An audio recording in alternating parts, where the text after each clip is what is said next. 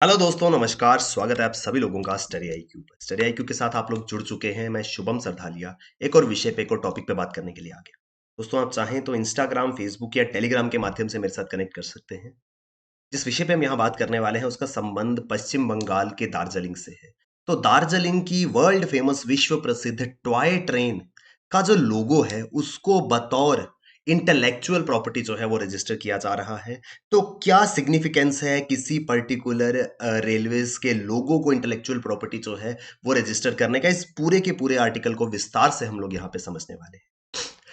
Waste Bengal state exams की अगर आप तैयारी कर रहे हैं, चाहे पब्लिक सर्विस कमीशन हो, चाहे एसएससी हो, चाहे जुडिशरी हो, इन सभी के लिए बेहतरीन स्मार्ट कोर्सेज स्टडी आईक्यू पे अवेलेबल है। studyIQ.com या फिर स्टडी आईक्यू की हमारी ऐप पर जाकर के आप इन कोर्सेज में एनरोल कर सकते हैं और इन कोर्सेज की मदद से आप बहुत जल्द अपने रिस्पेक्टिव एग्जाम को जो है वो क्वालिफाई कर पाएंगे। More than 2 decades after the Darjeeling Himalayan Railway was designated as UNESCO's World Heritage Site, India has finally registered the logos of the iconic toy train internationally as an intellectual property. कोई भी railways, अगर आपने भारतीय railway देखे हों या फिर आप दिल्ली मेट्रो की हम बात करें, तो हर एक रेलवे का अपना एक इंडिविजुअल लोगो जो है वो होता है। दिल्ली मेट्रो का शायद कुछ इस प्रकार का ऐसा ऐसा सा एक लोगो है। तो दिल्ली मेट्रो हो, इंडियन रेलवेज हो, सभी रेलवेज का अपना एक इंडिविजुअल लोगो जो है वो होता है। इसी तरीके से दार्जिलिंग हिमालयन रेलवे DHR, जो कि एक टॉय ट्रेन है, हिमालयन ट्रेन है, जो कि वेस्ट बंगाल राज्य में चलती है, उस रेलवे के लोगो को हाल ही में इंटेलेक्चुअल प्रॉपर्टी के अंतर्गत रजिस्टर जो है वो भारत ने किया है। दार्जिलिंग हिमालयन रेलवे, जिसको करीब 2 दशक पहले इन इंटरनेशनली एक्नॉलेज किया गया था यूनेस्को की वर्ल्ड हेरिटेज साइट के द्वारा, अब इसको जो है, इसके लोगों को जो है वो यहाँ पर रजिस्टर किए जाने का सिग्निफिकेंस जो है थोड़ा सा समझेंगे। The use of logos anywhere in the world will now require written permission from India and the payment of. इस लोगो को कहीं भी अब अगर इस्तेमाल करना है, जो रेलवेज दार्जिलिंग हिमालयन रेलवे का लोगो है उसका इस्तेमाल अगर किसी को भी किसी भी तरीके से करना है, उसके लिए भारत की लिखित रूप में अनुमति की जरूरत होगी और साथ ही साथ एक फी, एक शुल्क जो है वो पे करना होगा। इंडिया को वो पेमेंट जो है वो दी जाएगी अगर कोई भी कहीं भी या इस लोगो का इस्तेमाल जो है वो करता है। तो दार्जिलिंग हिमालयन रेलवेज के लोगो का यूज जो है अब वो पूरे तरीके से पेड होगा, क्योंकि उसको भारत ने रजिस्टर जो है वो कर लिया है। ये लोगो है, ये दो लोगोज हैं जिनको के अब रजिस्टर किया गया है। ये वाला लोगो शायद आपने देखा होगा। अब आपके मन में सवाल होगा कि सर इसका इस्तेमाल कोई करेगा क्यों? तो एक्चुअल में इस तरीके के लोगोस का इस्तेमाल काफी ज्यादा किया जाता है क्लोथ्स के ऊपर। आप कभी जैकेट्स देखेंगे, you must have come across some jackets, woollen jackets जो होती हैं उनके ऊपर इस तरीके के लोगो जो है वो बहुत बार बने होते हैं, जस्ट उनकी डिजाइनिंग के लिए, उनको एक डिजाइन जो है उनकी सुंदरता को बढ़ाने के लिए इस तरीके के लोगोस का इस्तेमाल सबसे ज्यादा कपड़ों में, जैकेट्स आदि पे होता है। तो किसी भी जगह पे, चाहे जैकेट हो, किसी बिल्डिंग के ऊपर हो, किसी स्टिकर के रूप में हो, किसी को भी अगर इस्तेमाल करना है इस लोगो को, तो अब वो फ्री ऑफ कॉस्ट इसको नहीं कर पाएंगे। भारत से परमिशन लेनी है, प्लस भारत को उसके लिए फी जो है वो पे करनी है। ये दो लोगोज हैं जिनको रजिस्टर किया गया है। Both these logos are over a century old and popular in world heritage circuits. दोनों ही लोगो जो हैं वो एक सदी से भी ज्यादा पुराने हैं और विश्व विरासत सर्किट में लोकप्रिय हैं। वर्ल्ड हेरिटेज के रूप में बहुत ज्यादा फेमस जो है ये दोनों लोगोस हैं। इन लोगोस का इस्तेमाल जो है वो अलग अलग जगहों पे होता था। These are used randomly on merchandise and communication materials by various commercial organisations in Europe, UK and US. Europe हो, यूके हो या यूएस हो, यहां पर कुछ व्यापारिक वस्तुओं पे या वाणिज्यिक संगठनों द्वारा कुछ कम्युनिकेशन डिवाइसेस के ऊपर इसका इस्तेमाल जो है कुछ ऑर्गेनाइजेशंस करती थी अपने ब्रांड के लिए। उसको थोड़ा रेलेवेंट बनाने के लिए इस तरीके का इस्तेमाल जो है इन लोगों का किया जाता था। विदेशों में ही नहीं, even the West Bengal government has used it on communication and on the merchandise.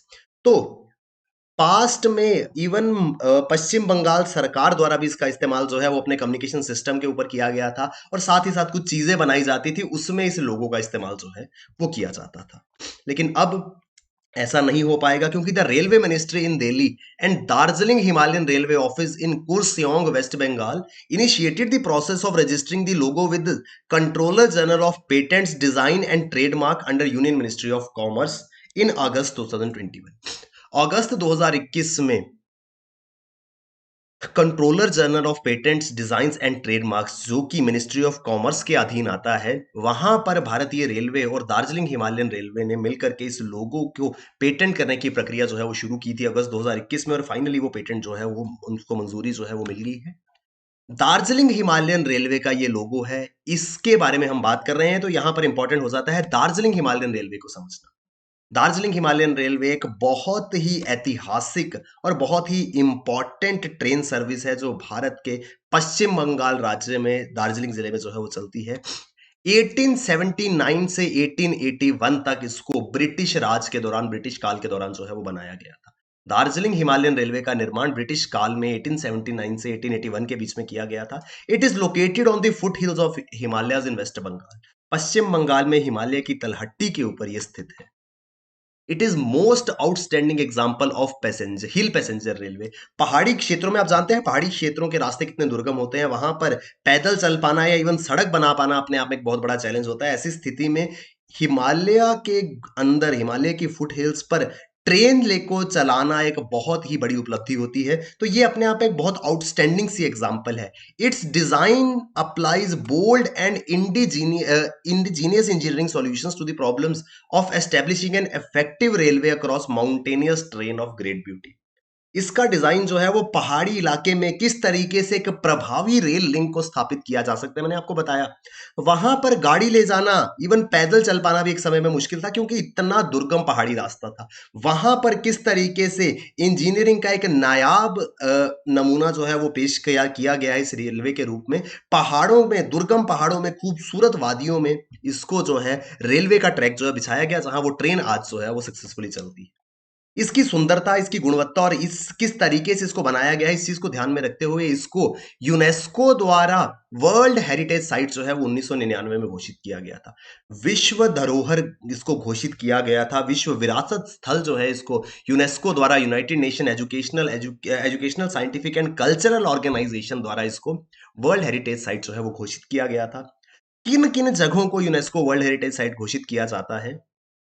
World heritage site वो जगह है जिसकी एक अपने आप में सांस्कृतिक या भौतिक विशेषता है। फिजिकल सिग्निफिकेंस होगा, कल्चरल सिग्निफिकेंस होगा। अगर वर्ल्ड लेवल पर, अंतरराष्ट्रीय स्तर पर कोई भी जगह ऐसा सिग्निफिकेंस जो है वो रखती है तो उसको इस तरीके का टैग, वर्ल्ड हेरिटेज साइट का जो टैग है वो दिया जाता है। The list of world heritage sites is maintained by world heritage programme administered by UNESCO world heritage committee.